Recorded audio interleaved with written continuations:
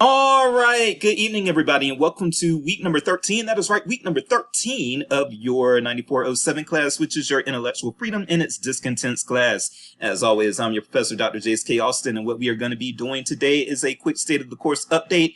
And then after that, I'm going to be telling you all a few things about how some things have shaped up with different libraries after election night. We did, as you all remember, have our have our debate on election night, which was a big error on Dr. Jace's part. And I heard a little feedback from that from the debate participants, and that is fine. They are absolutely right.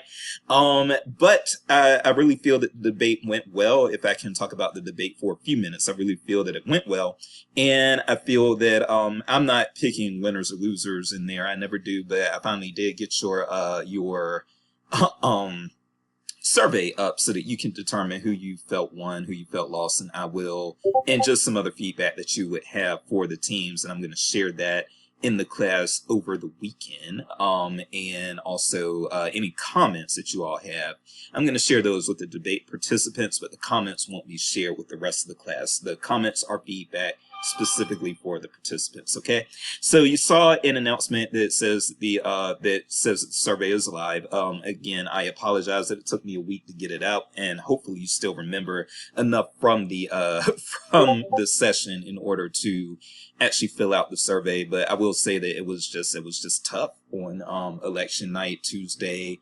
Things were going on. I had students contacting me throughout the week, which I invited students and advisees to do, and then other professional colleagues. And there were some implications in the field for what happened with the election. And that also was something that ended up tying me down because I was talking to some other people in the field about some things that had happened. There were implications for some of the NALCOs, and I've talked about the NALCOs here before and that sort of thing. So none of that is new. But yeah, there were things going on. That's all I can say, is that there were things going on. And so, yes, ideally that would have been up that Thursday. Clearly it wasn't. Weekend, wife was out of town. I had the babies, well, not the baby, but the 4-year-old, so forth and so on. So things were just going on, and I apologize for that. But yes, having said that, it is up now. The survey is up now, completed by Thursday. Thank you. And then also, so yes, getting into that state of the course update, the first thing that I wanted to let you all know is that yes, I know that I'm behind on grading the discussion board prompts and getting to those and everything. I do hope to have 2 discussion board prompts graded out by the end of the week. What I want you, or by Sunday night, what I want you all to kind of realize is that yes, October is the month that I kind of fall behind. The reason for that is it's that month where everything is just coming.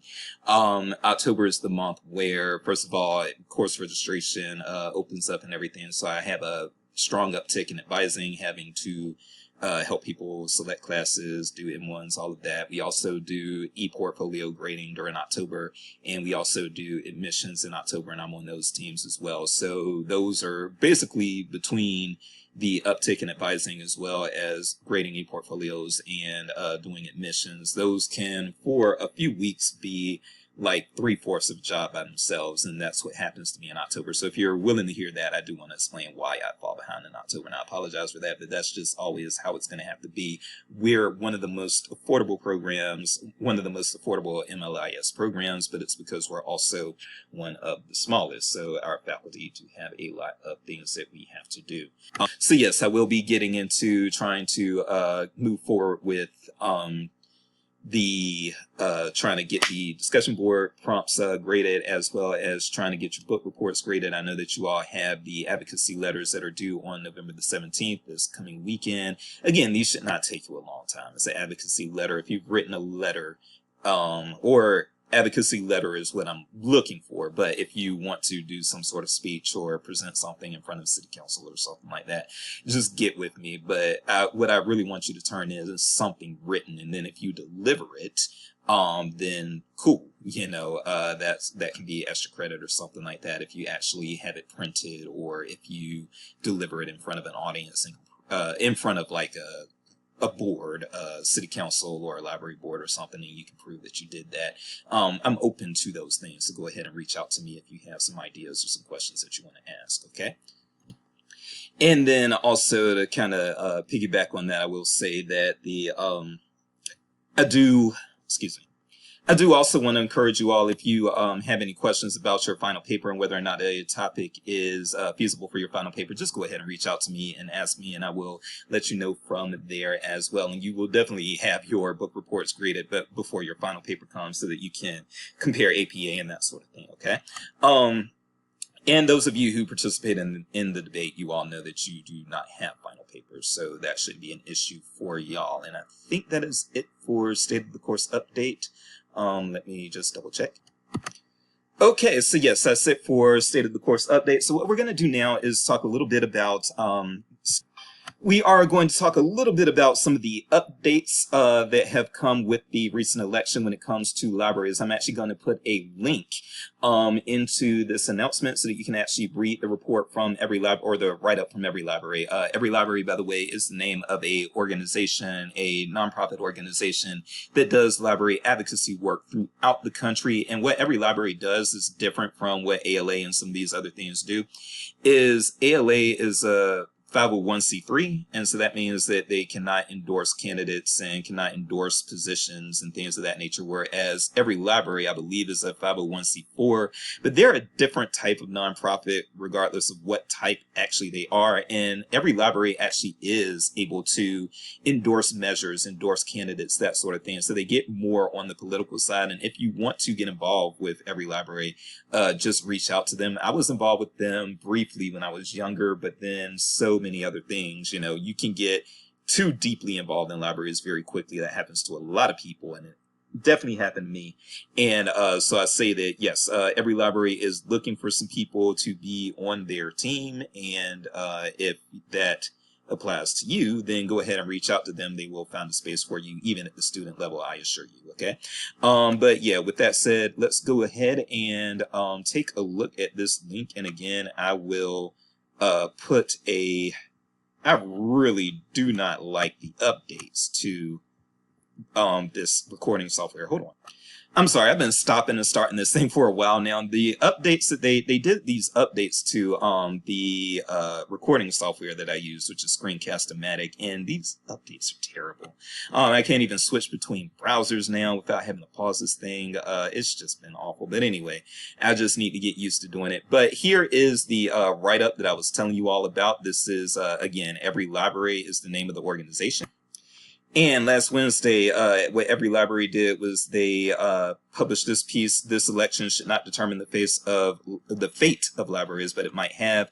The conventional wisdom is that libraries are a local matter, but national politics will make an impact." And this is something that I want you all to be aware of, because yes, this is we are now in a situation where the federal politics really are starting to play more and more of a role in what's going on in at the local level of libraries, and even state politics as well.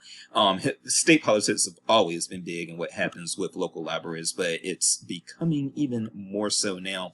There are some, I'm just going to pick out some highlights out of here, and then you can choose to read and follow along more yourself, but things that I want to bring to your attention include. So first of all, a little quote that you might find disheartening here. Last night, as we watched local election results roll in across the country, we still believe that maybe, if given the opportunity, people would support libraries, the First Amendment, and the right to access diverse collections, but this ended on election night 2024.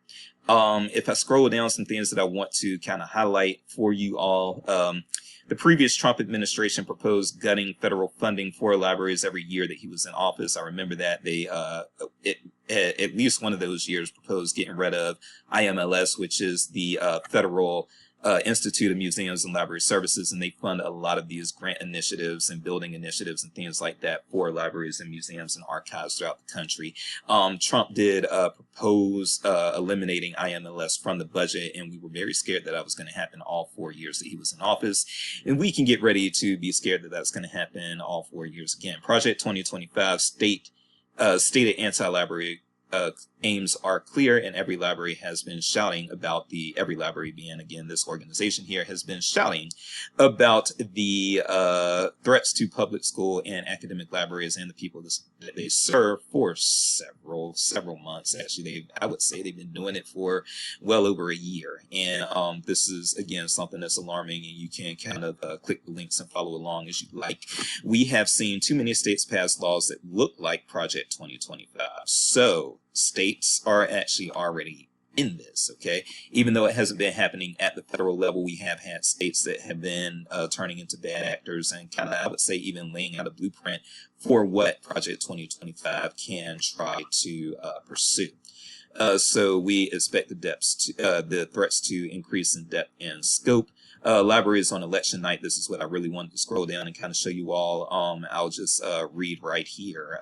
So they said that Election Day 2024 was a mixed bag. By the way, this looks like a good win rate until you read down. So let me just read what's happening here.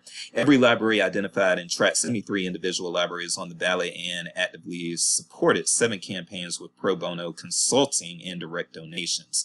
So this is some of the work, by the way, that Every Library does. They can do pro bono consultation between themselves and libraries, and then also between experts, consultants, and lawyers. They can pick up the tab for those things.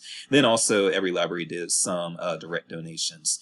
As of November 6th, they had clear results in 67 communities of the 73 that they were pursuing, and they were sharing the day after that 54 passed their ballot initiatives, 54 things that they were supporting passed their ballot measures or initiatives, 13 lost, and then 1 defunding measure also failed, which is good. So again, this is a 76% win rate, which may sound good until you realize what they say with the trend, which is down from a 10-year running average of 90% wins. So we've gone from 90% wins to 76, and that is not good. Many of last night's wins were levy renewals, which aren't great. As far as counting those in the win rate, it's good to have levy renewals because you don't want to not have them. But as far as propositions and referenda for new funding, they did not pass as frequently as renewals. So that is, I'm not going to go into these specific things here, but I'll keep scrolling down and say, so they had 7 campaigns, and you can click this to get more information there. But they had 7 campaigns that faced significant obstacles in going to the voters, and their results were likewise mixed. But here in Missouri, we did have the Marshall Public Library will receive the proceeds of a new 1/4 of a cent sales tax despite opposition. So we do have a little bit of good news there. Probably not as much good news as we want, but a little good news is better than no good news, at least in my opinion. Hopefully you feel the same. And yes, so they are, excuse me, let me pause here. All right, and so the last thing that I'm going to mention here in this check-in video is I'll just, again, just kind of read this out. For the year, we identified 153 library elections in total. This is significantly smaller number, and I want you all to be aware of this, a significantly smaller number of libraries going to the voters than in any presidential election year in recent memory. So that should be something that should also stand out, and we should probably start to have a conversation as to why that is. Excuse me. It continues a year-to-year decline as well that began in 2017 and was amplified by the pandemic. The count of libraries on ballot measures in some states going to the ballot is the only way for public libraries to increase their operating funds or to issue debt for new building projects. If library leaders if library leaders look at the political or social circumstances and decide against attempting a ballot measure, they will not be able to fund their libraries properly. So over time, collections and programs stagnate without new funding. Staff are not replaced, and buildings begin to fall into disrepair. So that is why this funding is important, and why we do want to see these initiatives on these ballots. And we did not see as many this time around, and hopefully that's something that will change. But with that said, I have said, I think, everything that I need to say here. I'm going to put this link in the announcement so that you can follow, not just read this for yourself, but also follow these links as you want. Kind of do the Wikipedia thing.